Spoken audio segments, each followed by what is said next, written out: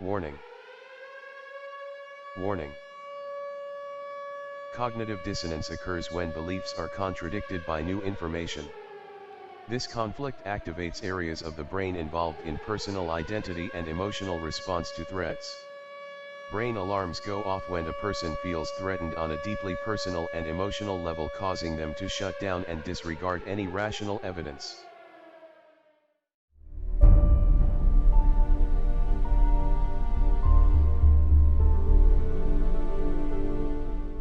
Sit back, relax, and enjoy this episode of the By Reason of Insanity podcast. I'm your host, Devin. And I'm Jeremy. And we're glad to be back this week. And boy, oh boy, are we happy with the response from our viewers. Thank you all for viewing or listening. We appreciate you. And we're happy to be here for this new discussion. And boy, oh boy, are we going to dive right into it. Yeah. Thank you guys, everyone, so much. The reception was amazing. So we told you last time that we do get serious, and we're not hesitating. We're not playing around today. We are diving straight into it. So yeah, insanity, bro. The difference between sanity and insanity. What are they? We weren't kidding. We're just diving right in here. Well, I guess sanity is just a normal behavior or a normal process of thinking, whereas insanity is the absence of that process of thinking or behavior. So rational, reasonable thoughts and behaviors, or versus irrational? Yes. Yep. Okay, so we could look at a lot of different things in this world and in general that are reasonable, and things that are not. That's true. But the thing is that we were interested with this whole insanity thing was that it changes over time. So Correct. The definition of what was sane and insane, I don't even know that there's a certain amount of time period it can happen over short time periods or over longer time periods. It does take a certain amount of time because it is usually a societal. It's usually something I think that's controlled by the masses. Yes. When exactly. the masses believe something to be good or acceptable in society, then that thing becomes normal behavior. Yeah, or normal, acceptable or sane, behavior. rational. Yeah. Yeah. So, a couple examples. Could we think of some examples? I know I'm thinking of one right now. Just something that's kind of light that is a norm. Start everybody off a little easy. Yeah. So there's something, a social norm or that in your generation would have been completely sane to do. Okay, what's that? Smoking. Okay, but not. But I'm not saying like. Of course, smoking was bro. In my generation, cigarettes cost almost nothing. Number one, mind you. Number two, you were almost perceived or considered as being cool. Yeah. Like you were the cool kid. There was an entire, it's cool to smoke marketing scheme. I mean, you had Joe Camel, who's like the cool camel in the cartoons. Everything was geared towards, this is cool. Right. Like, this is totally acceptable. You want to be this person. But I think we've transitioned from that to vaping, but that's a whole other discussion. But okay. But so the reason I'm saying smoking, not smoking in the sense of smoking or not smoking, but I'm talking when you were growing up, you went to a restaurant, people were smoking in that the restaurant. Bar, it didn't matter. Yeah. I remember airplanes. Even at the tail end of mine, I remember going over to a restaurant across town, and there was a smoking and not smoking section. Yes. And now, I mean, just think about it, guys. If someone lit up a cigarette next to you in a restaurant, you'd look at them and be like, "You're freaking insane." It would definitely create a stir, to say the least. I mean, okay, so in my younger years, you could smoke on airplanes. Oh, yeah. And it was totally cool. Every car had an ashtray or several ashtrays in the back seat, in the front. So I remember one of our cars growing up that in the back of the front seats for the back passengers, there was ashtrays in the armrests and in the back of the seat. Mm-hmm. So, yeah, you want to smoke? You had all kind of places to, Yeah, but I just want, that's the first thing that came to my mind is if you were sitting in a restaurant and you saw someone just laid up next to you, you'd be like, well, you're crazy. Well, I might not be, but okay. Yeah, I mean, in general terms, society would probably be like, yeah, they'd make you feel like a pariah. What are you doing, bro? Right? Yeah. Like, do you know where you're at? What's wrong with you? You know that's not legal, right? I mean, we've gone so far with the smoking thing that I think that borders on some city ordinances is illegal. Oh, it is illegal by at least state law, if not federal law, to smoke in restaurants. Oh, well, see, there you go. So, we've gone from such a extreme from one side to the other of social acceptance, that it is literally an offense, a punishable misdemeanor offense. Probably summary, but yeah. Summary. Oh, that's right. Pennsylvania's got summary, and they use different terminology, but yeah. So you're getting fined. Oh yeah. Yeah, you're getting fined, and literally everyone there in the restaurant's going to look like you lost your mind. So the sanity and insanity changes over time. We've agreed on that. Oh yeah. What are some other examples? Like maybe we'll give one more and then dive into some other stuff. How deep do you want to go here? Because I've got one kind of ripping through my brain right now that I think it's a huge thing. Okay, go for it. Privacy. All right. Yeah. So, yeah, when I look at privacy from my generation, speaking from my generation and from the day I was raised, we did not have the technology we have today. So privacy was much easier to maintain, and we really respected people's privacy. We wanted private lives. We had no problem with a privacy fence because we wanted things private. We didn't want government intrusion. We didn't want media intrusion in our lives. We wanted that privacy. Right. And it was very normal and very common. And anyone who wanted to butt into your business, that was someone who was not looked on very kindly. Right. But if you look at today's society and the society and the generation, there's cameras everywhere. We all carry cell phones that have cameras and microphones. We constantly use the internet that's collecting just copious amounts of data on us. Right. But what does that say for our privacy? But I think I've seen across my life so far kind of that change, right? Because now obviously we do have phones in our pockets that have microphones and we're being listened to. That's a fact. You got an Alexa? Yeah, they're listening to you. They're recording. They're targeting ads at you. They're monitoring your online shopping. They're monitoring your location to these companies. When I'm saying they, I don't know. I don't want to be saying they like it's some government like coming down on you. Dark government conspiracy. Yeah, no, that's not what I'm saying. But like these companies, even companies, private entities are following your transactions, your purchases, and your interests, and they know you in a way that they're able to put things in front of you that you're going to buy or that you like. And where was I going with this? I don't know, but I mean, what does it say about the differences in the generations between the privacy aspects of it and how the masses have changed what we think and feel about privacy? Yeah. Because I know now people don't even think or consider their privacy. Yeah, that's what I was thinking is across my timeline of when I've grown up, I've noticed that when I was younger, there was a big stink about, they're recording your online activity. They're all that kind of stuff. Right. And now it's kind of like become accepted or commonplace that no one even really talks about it anymore. And I think that's we observed in that time period, the changing of what some people back then would have called insane. Without a doubt. Yeah, exactly.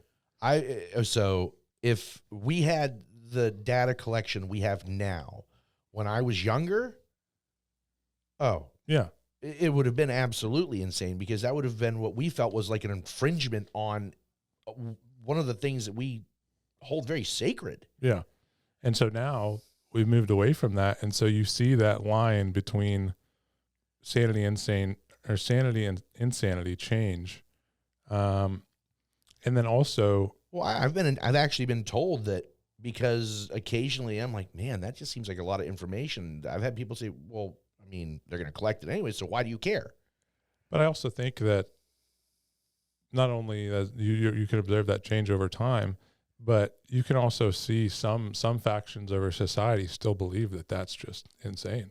That Yes, do. Some do. That they record that much information. I'm kind of that mindset that it's kind of crazy that amount of data that these companies and the government collect on us. I understand why they do, but I'm going to say the thing that scares me about it more than anything else, I guess, and it's not even, it's something that scares me. It's not something anymore that I particularly care about, but there's an element of fear in it because it's like, man, you know way too much about me. Yeah.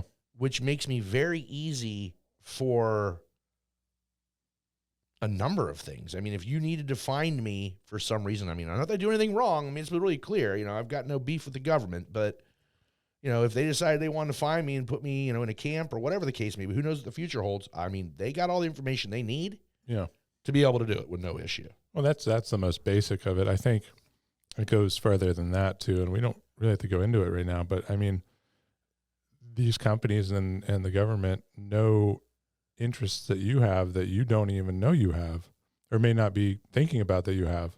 Not even cognizant that it's something I like because they've got the algorithms and they've got the AI that can say, hey, we know this person's going to be interested in this, so they can target it. They can determine your sexual orientation. They can determine your race. They can determine, Wow.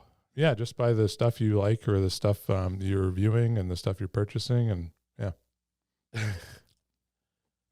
that is a lot of stereotyping. Yeah.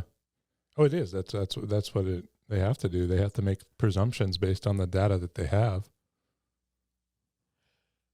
Okay, that's scary on a whole nother level. Wow. That's not something I was expecting. I did not expect that. I mean, I guess I can see it to a degree. Yeah. Like if I jump on Facebook, you know, I see ads for a lot of times stuff I've never even searched, but it's like, hey, you might like this. And it's like, yeah.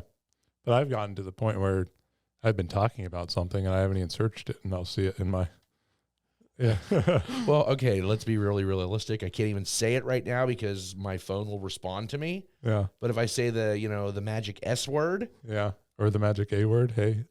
Yeah. Hey, S. And yeah, you exactly know what's going to happen. So yeah, we're being listened to right now. But I guess where the thing with privacy comes in though is it's almost a limitation of freedom when you think about it. Yeah. I mean, we're kind of giving away, I feel like, and this is where the insanity of it comes into me, I think, is that we're actively and willingly, and even, I think, passively giving away our freedom for the sake of some perceived safety. Yeah, or perceived gain or some perceived gain, like in your entertainment value or your connectedness online.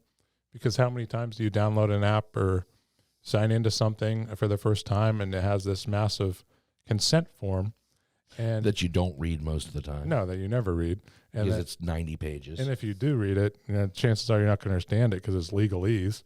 And you just check it and say, okay. Hey, okay, I accept. And they don't give you the option to not check it, because if you don't check it, you can't use it. Well, and then there's 1,000,001 accesses you have to grant and allow. Yep. And then, your contacts, your photos, they're this, they're that, the other thing. Mm-hmm. And, then you have to set up a password and security questions. And it's like, so what was your mother's maiden name? Yeah. And they're literally generating a pool of, information. Yep. It's. Yeah. So, I mean, that's the price you pay for all the modern conveniences, I guess. And that's how most people explain it away. I just did it myself. The rationalizing, which brings us into some other stuff we're going to talk about later, but rationalizing, self-rationalization. Yeah. To make it make sense to ourselves. Yeah. So we can swallow the pill.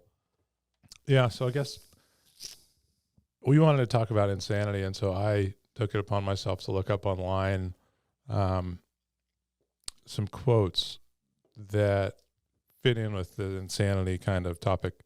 And I love this. I found one by Marcus Aurelius.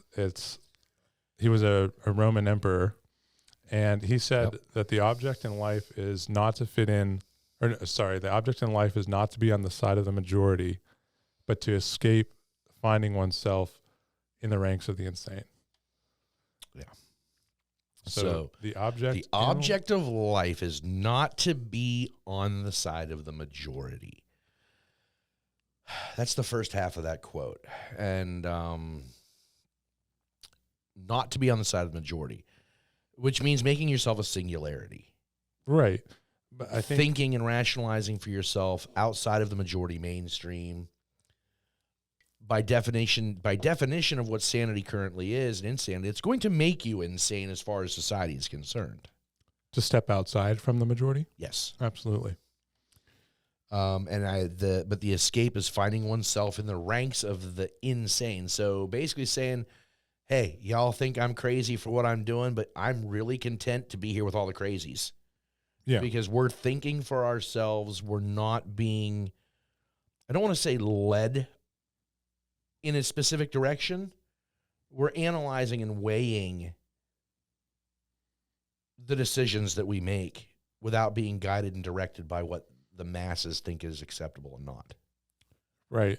I think from the time of a young age, we're taught to fit in, and we're taught to, just the way like the social sciences and sociology tells us that we're socialized into our behaviors and our thoughts. And so we do adopt a lot of things from the majority. We're around people constantly, and we and we also develop a moral compass at the same time. Right. So I think morality plays a portion of this statement as well. When you start looking at this quote, you have to almost look at it with the morality aspects of it as also. Yeah.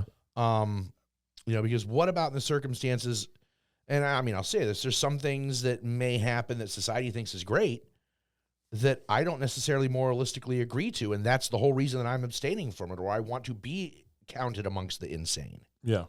Because it's something that maybe my I like the term moral compass, that it goes counter to my moral compass. Right. So I think morality plays a huge part in this as well. Yeah, it does.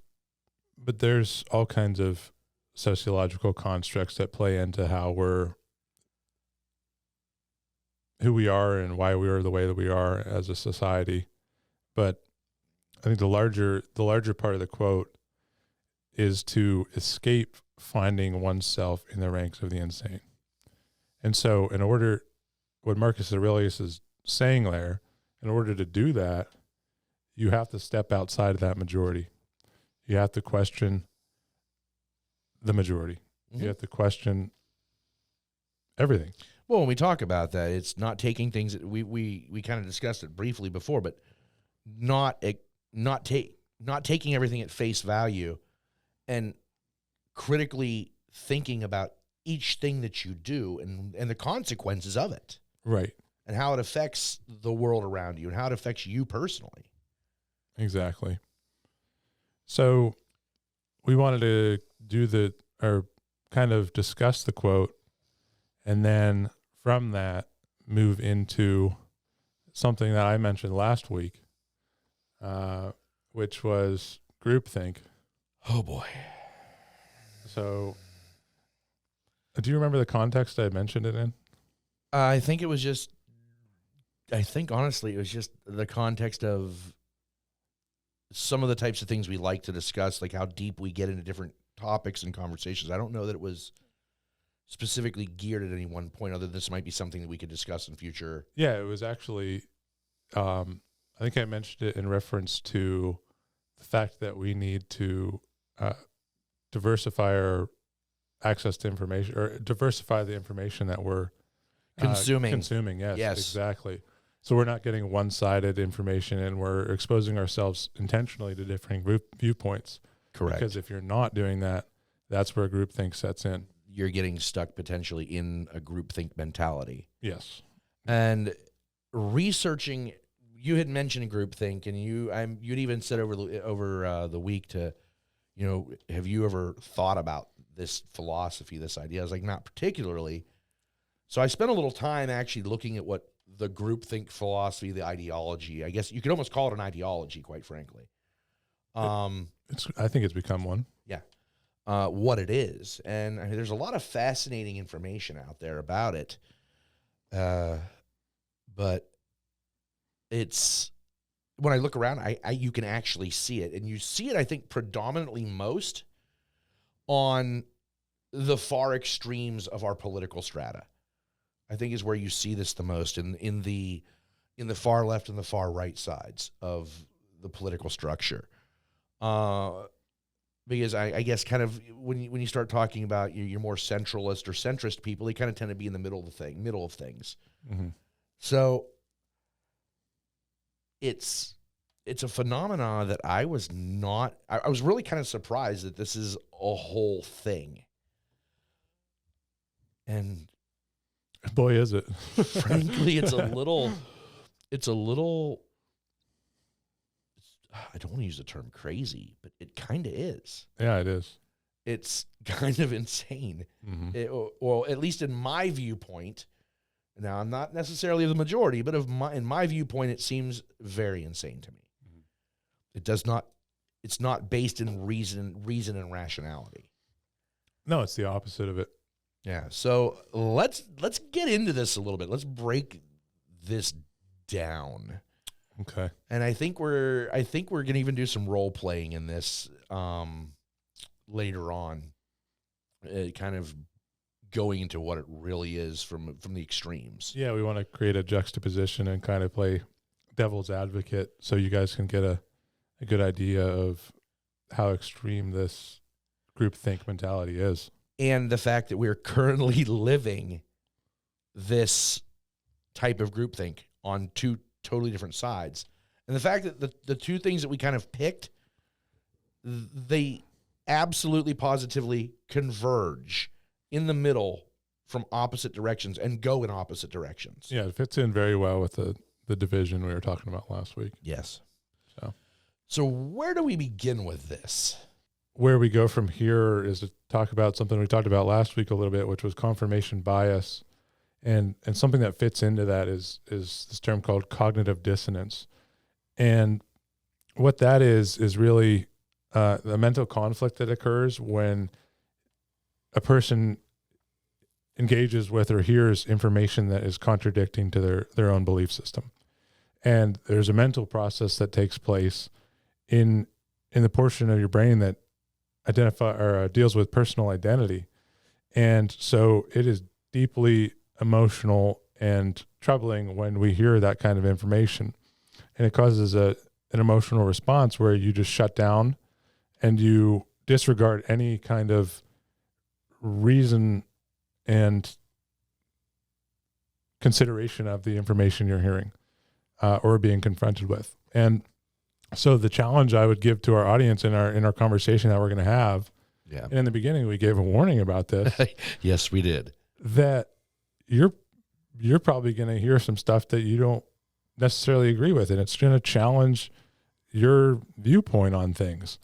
And unless you put yourself in a situation, those kind of situations, you're shorting yourself out. Basically, you're shorting yourself.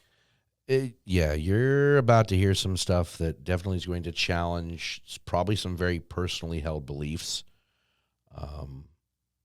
But as Devin said, if you're not exposed to it, if you never hear it, you have no way to even feel anything outside of what you know. Yeah.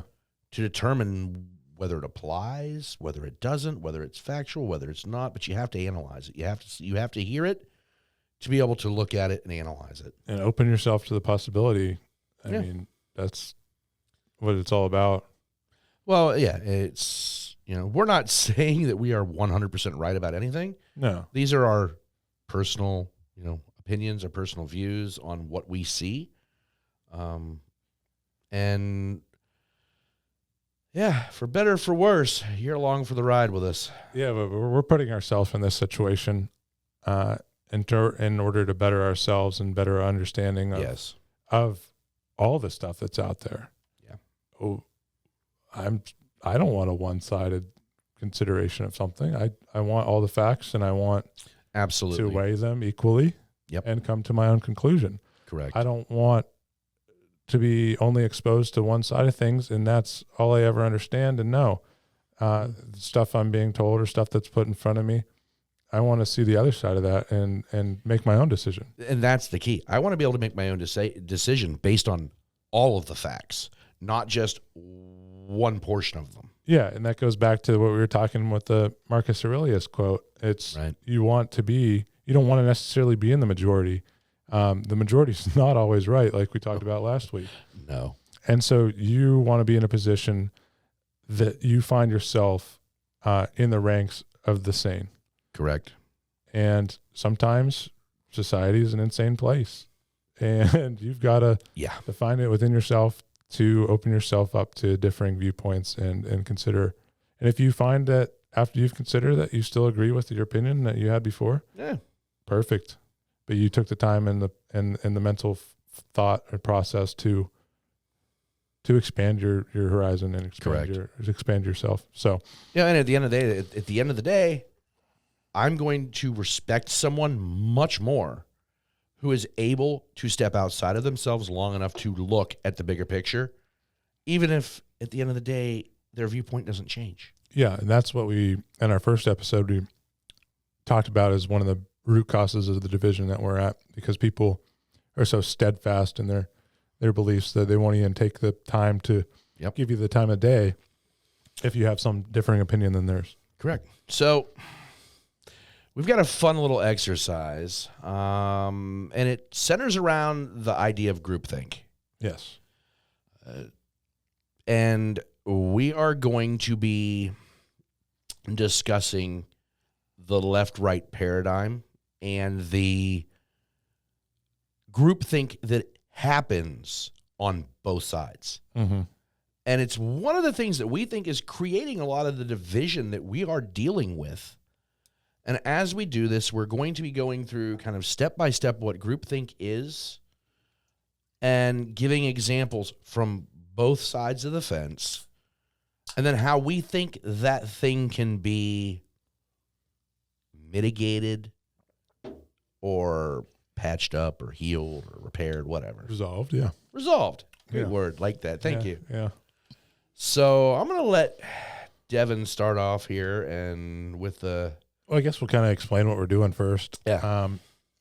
Basically, we want to take two issues. It's going to be COVID and abortion. Big ones. Yeah, I mean, we're not light issues at all. And both sides are vehemently opposed to one another. And they're both very charged. Yes, and so much so that we think it's like kind of a group thing. It is a groupthink mentality that's been established on both sides. Yeah. And they are current and pressing because the Supreme Court is hearing or has heard kind of both cases, on both of these things. In just the last few weeks, the Roe v. Wade and the vaccine mask mandates. We wanted to start. Jeremy's going to be taking the approach from the rights perspective, or what we believe to be the rights perspective. And primarily because I'm Gen X and most people are automatically going to assume that that's where I fit in. Right. And I'm going to take what we believe, or what I believe to be the left's assumptions, or the left's attitude towards these issues.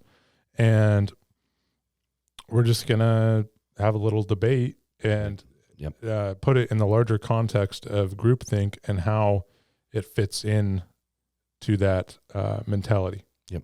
So be advised, we are speaking of this not as that we personally believe this stuff. This is our observation and opinion on what we think is the commonly held belief. Right. From both sides. This is just a thought exercise. Yep. And like I said in the beginning, I'm going to challenge you guys to stick through it and listen to it, because I think it's going to be challenging to hear. And I think that's a good thing.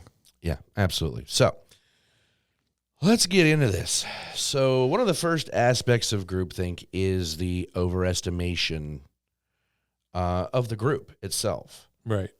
So coming from the standpoint, and we're talking about COVID first, correct? Yeah.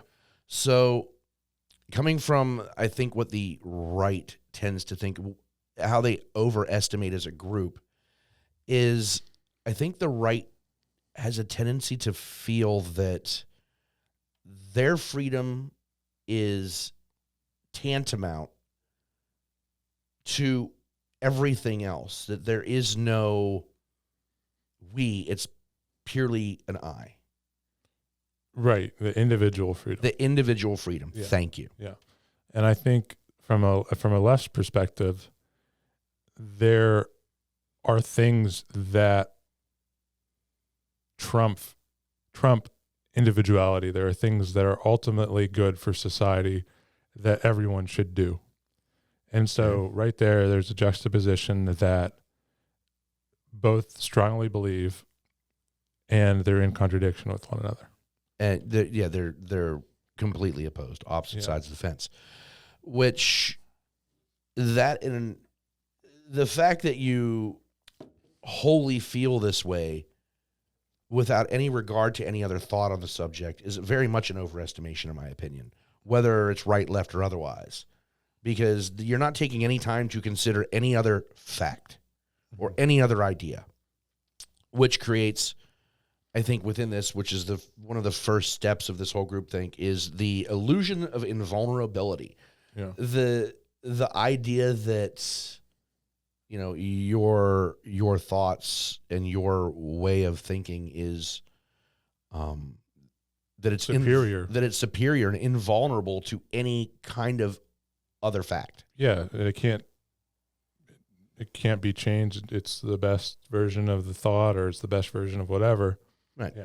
And the right paradigm on this, I mean, in reality, the illusion, again, it kind of goes into the same thing, is that it's the individual freedom supersedes everything else. And that it, you know, the Constitution, the Bill of Rights, all those things are used as, you know, supposed evidence to that fact. Yeah. Without any consideration of other things. Yeah, and on the left, I would say, at least I feel, that they see this common good as the ultimate driving force. Absolutely. So there's also, as part of the overestimation of the group and the groupthink theory, a unquestioned belief of the morality of the group. And so on the left side, I would say, relating to COVID, the morality behind it is that human lives are at stake, and that the right doesn't respect that aspect of it. And I would say, from looking at it from the standpoint of what I think the right thinks, and I'm gonna use a terminology that you hear a lot from the other side of this argument, and that is that it's because it's the individual, they believe that it's their body and it's their choice, that they should not have to submit to the will of the majority on this. So again, we're going back to individual freedom, but it's, you know, that is the war cry in this situation from the right, is that it's their body, their choice. Yeah, the right would say it's God-given right, the moral, that's their moral. That is, it is their God-given right to abstain from being forced to do something that is against their will. The first step of closed-mindedness. And I think from a left perspective, they rationalize their belief that, you know, the mask mandate is a good thing. Mm-hmm. The vaccines are a good thing. They should be mandated. So that's the belief that they're having. And the way they rationalize that is by saying it's protecting life. It's keeping the hospitals from being overwhelmed. Correct. It's, protecting grandma and grandpa, and just helping us get back to an ordinary way of life. Like I know we all want to. Okay. And I'm going to say from the right side of things, I think that the closed-mindedness on the right and the rationalization of the right is that I think that my observation on the right on this side of things is that they don't necessarily feel that it's as extreme as what we're being told, that the vaccine and the masks are not particularly effective. And that, again, it comes back to that personal freedom, that they just don't feel that they should have to do this for the sake of everyone else. That there's just no moral obligation to other people above themselves. Yeah, that leads us well into the second part of the closed-mindedness of this groupthink, which is stereotyping. Oh. And so I find it funny how we stereotype in these circumstances, but yet as a society, we're so against it, right? This is neither a left or right paradigm thing. No. This is literally just a societary thing, in my opinion, because both the left and the right say that stereotyping is bad, and none of us want to be stereotyped, whether it is, whatever ism, whatever ist you want to throw at this. It doesn't make a difference. It's an area that I think we all agree on. Honestly, whether it's left, right, or otherwise, we all agree that there's not a single positive thing that comes out of being stereotypical. Right. But both sides of the spectrum in this groupthink philosophy, in this locked-in group mentality, is that it's okay. We don't even need to say left or right on this one. We already know it's not even a debate. Right. I don't even think you find a rationalization or a justification for stereotyping. No, you don't. And the fact that we're, I'm going to say, forget left and right on this entirely, as a people, the fact that we are allowing ourselves to fall into being stereotyped on either side of the board, that's a problem. That is a problem. And that we're falling for it. Right. And outside of the groupthink mentality, I don't think too much stereotyping goes on. No, not at all. At one time it was very prevalent, unfortunately, on both sides of the fence. Yeah. But, in my circle, in reality, in my real life, my circle, I don't have racist friends. I don't have misogynistic friends. I don't have friends that are, I don't even know. There's so many different potential stereotypes. My friends just aren't that way. The people that I associate with are not that way. Right. Because we all think the same thing, that it's wrong. So I guess we're in our own groupthink there. That, the stereotype is that, there are no stereotypes, and anyone who has them and holds those stereotypes as a portion of their belief and moral structure is completely, utterly wrong. Right. And so I guess in terms of this conversation, stereotyping underneath the groupthink, from a left perspective, I would say that, you over here, guy, are a anti-vaxxer and I don't know what else. Let's see. You don't care about you don't care about human life. Yeah. You don't care about my grandparents. Yeah. You value yourself over others. You're selfish. So those are all labels that we've heard thrown around. Yeah. I mean, well, and from a right, God, this is actually tough. From a right standpoint, I would say, the right is kind of like, well, you don't care about my body. You don't care about my freedom. You sacrifice your freedom for the idea of safety. Yeah, but what is left to you in terms of, because there's names and labels. So if you have a different opinion, you're labeled a misogynist or a racist or a snowflake or a liberal, or I mean, there's just so many different labels that both sides are throwing around. Yeah, or a repub or a socialist, or there's a million different labels that, like your reaction, it's a personal attack. Well, yeah, it is, because at the end of the day, you know, the opinions that I have in my real life, they're based on partially how I was raised, my moral, my moral upbringing, you know, potentially my religious background. I mean, there's a bunch of different factors that go into how damaging these labels can be.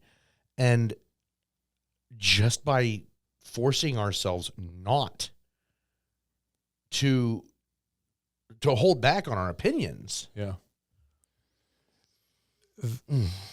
That's we got to see cognitive dissonance take place in your mind. Dude, that was brutal. That was absolutely brutal. So basically, that's a good segue into this other point under the pressure towards uniformity and this overarching theme we're going for. Because people have this illusion of unanimity. I can't say unanimity. Unanimity. There you go. That everyone has this unanimous opinion. Right. And when you assume that, and you know what they say about assumptions, right? Right. When you assume that, you end up doing things like hurting people's feelings because you're assuming they have the same beliefs as you. You're stereotyping. Yeah, you're stereotyping them and assuming they have the same beliefs as you, and you're, it's just not good. Well, okay, so whenever you assume that the people within your own group and your own sphere have the exact same held opinions and beliefs, I mean, one, that's an extraordinarily narcissistic view. Yeah. I mean, for me to believe that any other human being thinks on this planet the way that I do about every aspect of any particular conversation, I mean, that is by definition narcissistic. Which, hey, there's another stereotype for you. Yeah. I mean, it's a very self-defeating,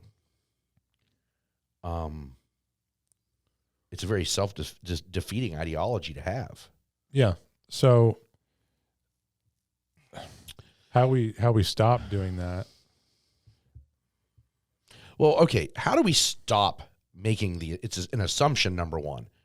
I mean, I know most people were raised, at least my belief is, this is a generalization about everyone, is that... I just said stop making generalizations. I know, but I mean, I think generally all of us were taught not to make assumptions. Yeah.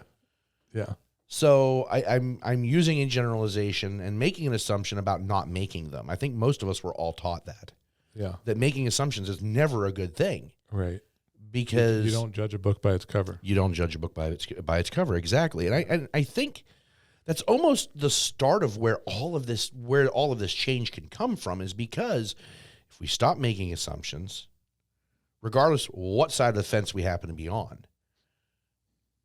it's at least a step in the right direction.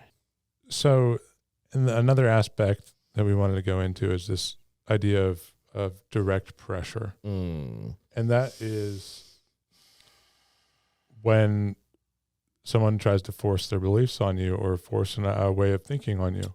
Correct. Or puts you down for thinking what you think or believing what you believe.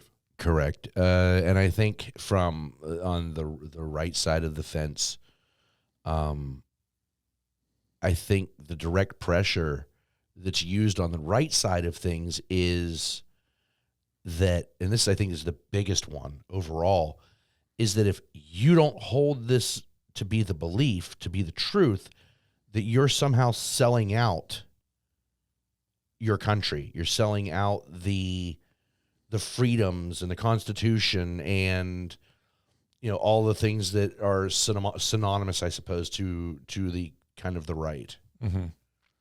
Yeah, and from a left perspective, I would say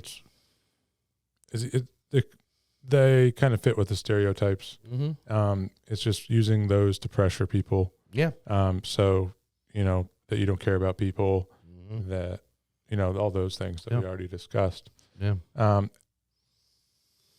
And we just need to stop forcing our beliefs on people.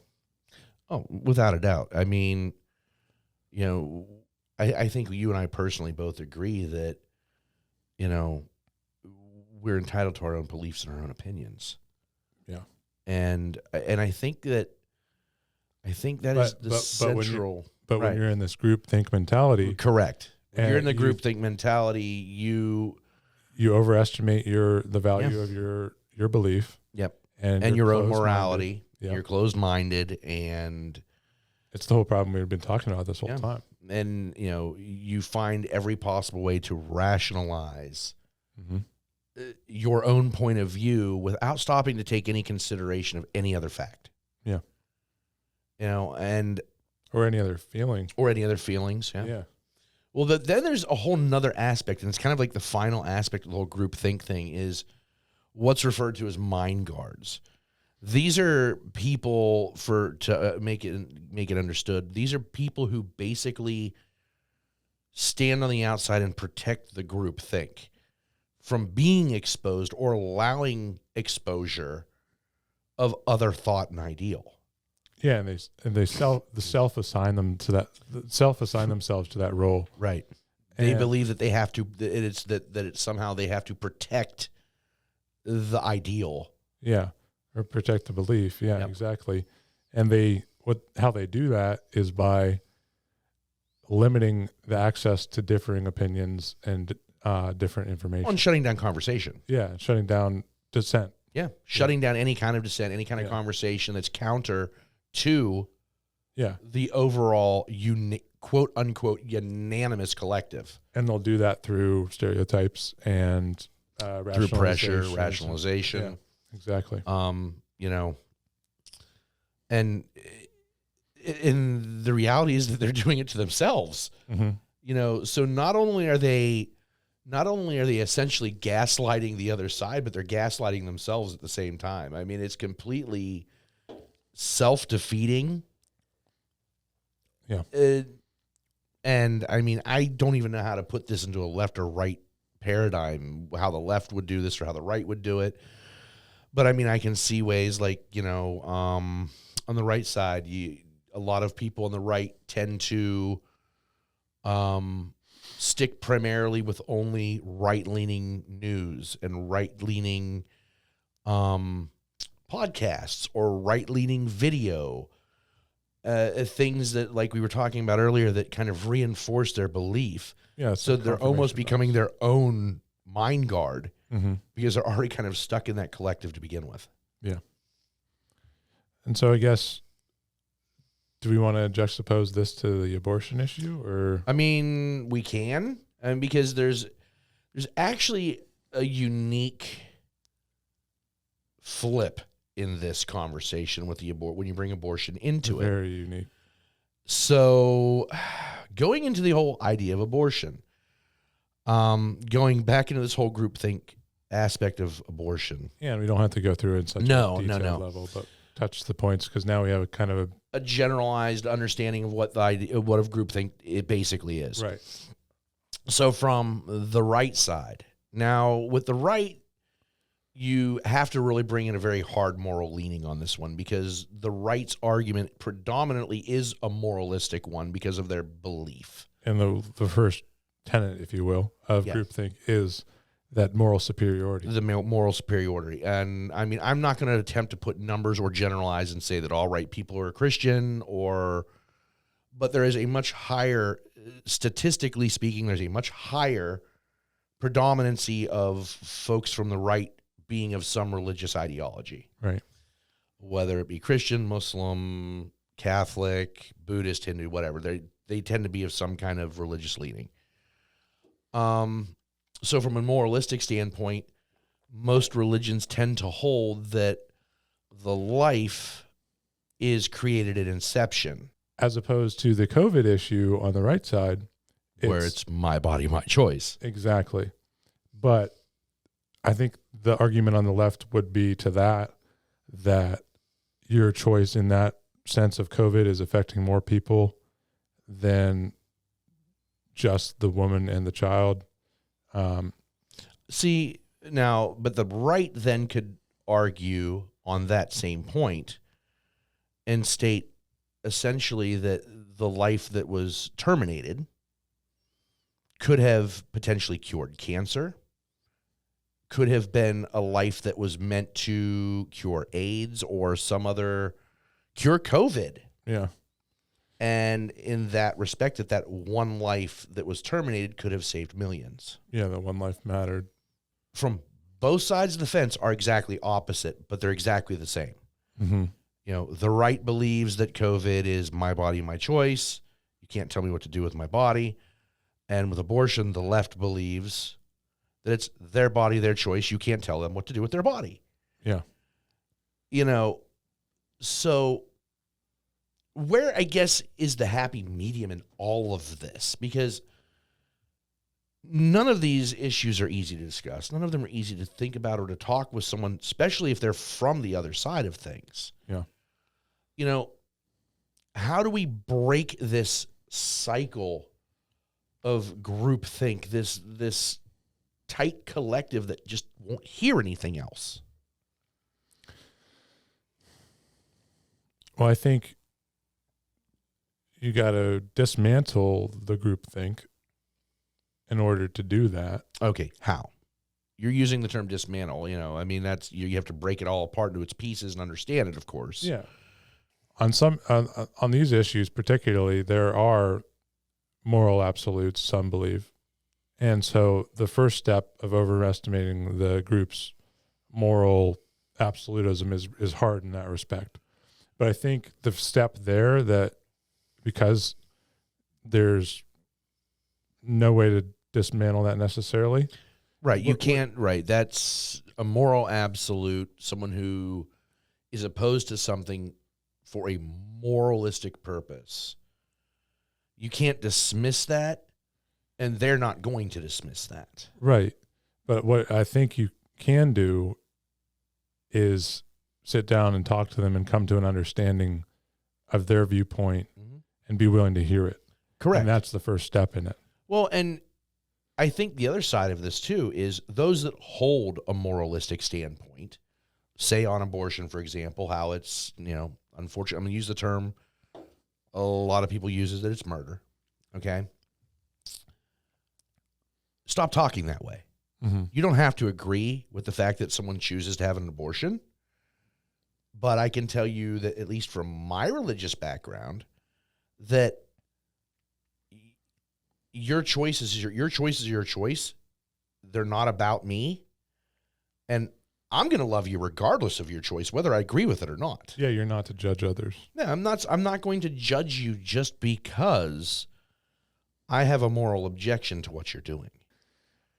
And how you do that is start with the moral aspect of it, and the thought that your group's idea or belief isn't superior. It's not. And well, and at the end of the day, it's not original either. Right. I mean, we're repeating history in a lot of respects and a lot of different things, and you know, we've seen how that's played out numerous times. But yeah, I agree. We have to start to realize, I guess, of ourselves that we're not God. We're not omniscient. We don't know everything. Right. Exactly. And once you do that, I think the rest becomes easier because you're coming from a standpoint that is not absolute. You become more open-minded because you're not standing on a ground that is absolutely firm and not rigid, or it's so rigid that you can't consider anything else. Correct. And I mean, that's a situation where a lot of this has to become self-fulfilling, because we have to be able to individually choose to be willing to make the attempt. Yeah. It's not just, hey, yeah, you have to do this. You have to choose that in and of yourself. Right. So the second type that needs broken down is that we quit rationalizing our own thoughts. Yeah. Hold them up to fact. Yeah, exactly. And not just the facts that you already know, but seek out facts that you don't, that are counter to the narrative that you believe. Yes. Seek out sources that are against your own personal opinions. Intentionally. Yeah. Intentionally. And if you find that it only strengthens your belief, then great. Yeah. But on the flip side of that too is if you find out that even 2% of your thinking has changed, even just 2%, 1% for that matter. Yeah, you've won. It's already a step in the right direction to finding some resolve. Some common ground, yeah. Yeah. So that way, at least when you can put yourself in that's a good way of putting it, putting yourself in the other person's shoes. And I don't think we do that as much as we should anymore. Walk a mile in someone else's shoes? No, yeah. We don't take the time to consider other perspectives from our own. Yeah, in terms of the third archetype too of the groupthink model,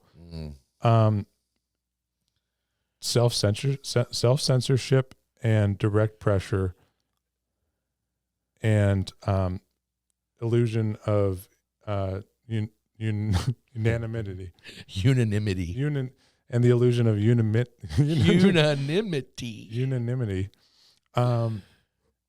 You got to tear those all down. Oh yeah, absolutely. You've got to speak your mind, speak your beliefs. It gives yourself a sense of power. It gives yourself a sense of self-worth. When you're holding that in, it tears that down. Yeah. Don't pressure others into believing what you believe. It's a good thing that we all believe the same thing. And don't accept pressure from others. Yes, exactly.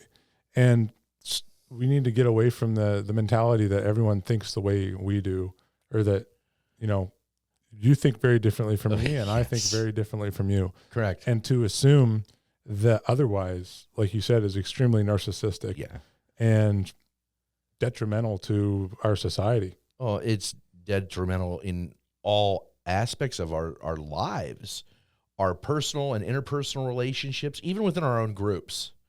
So, yeah, I think those are some good steps, and I honestly feel like if people even just try to pick one and just try to apply one and start from there, I think we make progress towards, a better place. Yeah. Well, man, it has been, as always, fun. Yeah. I hope y'all enjoyed. We want to thank you guys for joining us, and we look forward to joining you again next week. By all means, we look forward to your comments. As always. I guess that does it for this one, man. All right. Thanks for listening, guys. Y'all have a great evening.